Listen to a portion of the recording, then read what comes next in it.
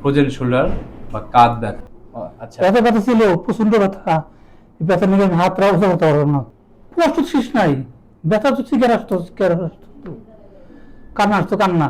আমি পরিপূর্ণ সুস্থ হলাম।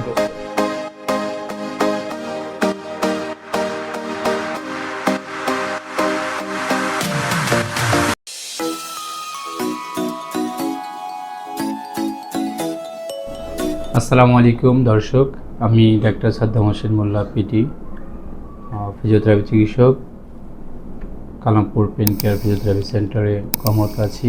আজকে যে বিষয় নিয়ে কথা বলবো, ফ্রোজেন শোল্ডার বা কাঁধ ব্যথা। কাঁধ ব্যথা কি?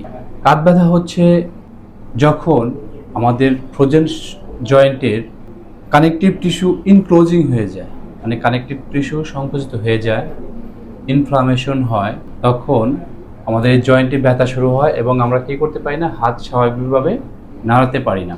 নাড়ালে ব্যথা করে, স্বাভাবিক যে কাজ, জামা কাপড় পরতে পারি না, উপরে উঠাইতে পারি না, চুল আঁচড়াইতে পারি না। এই সমস্যাগুলো হলে তখন আমরা বলি ফ্রোজেন শোল্ডার। ফ্রোজেন শোল্ডার কেন হয়? ফ্রোজেন শোল্ডার বেশ কিছু কারণে হয়ে থাকে। ডায়াবেটিক্স, অনিয়ন্ত্রিত ডায়াবেটিক্সের কারণে ফ্রোজেন শোল্ডার হয়ে থাকে, আঘাতজনিত কারণে ফ্রোজেন শোল্ডার হয়ে থাকে, এবং বিভিন্ন কারণে ইনফ্লামেশন যখন হয় তখন ফ্রোজেন শোল্ডার হয়ে থাকে।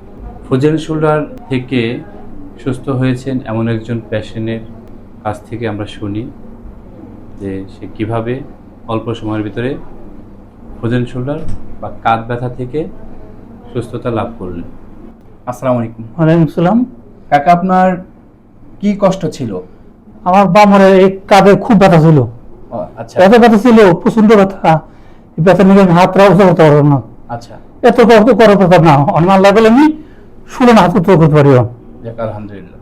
সব দিন আগে পারি। আপনার যখন ব্যথা ছিল তখন কি কি কষ্ট হতো? কষ্ট শেষ নাই, ব্যথা তো শিকার আসতো, কান্না আসতো কান্না। এত ব্যথা ছিল? হ্যাঁ। আচ্ছা, আমাদের এখানে কতদিন চিকিৎসা নিয়েছেন? আপনি এখানে বোধহয় আমার 15-16 দিন চিকিৎসা হয়েছে। 15-16 দিন চিকিৎসা নিয়েছেন, এখন মোটামুটি আমি পরিপূর্ণ সুস্থ হলাম। সুস্থ। ওকে, আলহামদুলিল্লাহ। আপনার বাসা কোথায়, কোথা থেকে এসেছেন? আমার গ্রাম হলো বাটুলিয়া, বাটুরি, সান্ডু ইউনিয়ন, থানা ধামরাই জেলা, ঢাকা। ধামরাই থানা, জেলা ঢাকা। ঢাকা জেলা। ওকে।